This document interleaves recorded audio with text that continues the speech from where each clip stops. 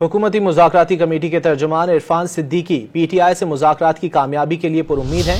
तहरीक इंसाफ को पैगाम दिया कि दोनों कमेटियां माजी भुलाकर आगे बढ़ रही हैं। किसी की तकरीर या रिमार्क्स मुज़ाकरात पर असरअंदाज नहीं होने चाहिए। वज़ीर इत्तलात अताउल्लाह तारड़ ने खैबर पख्तूनख्वा में 10 माह में इंतहा की करप्शन का दावा करते हुए व्हाइट पेपर जारी कर दिया।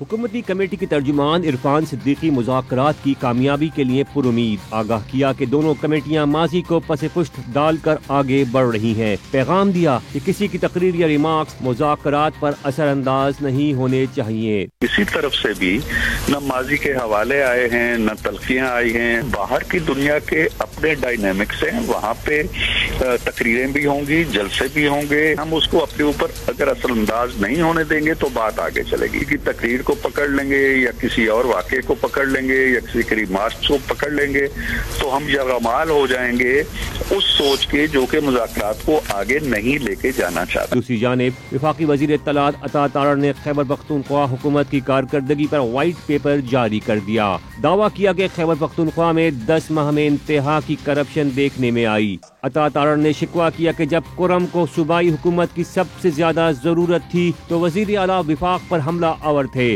दावा किया कि PTI तालिबान को वापस लेकर आई।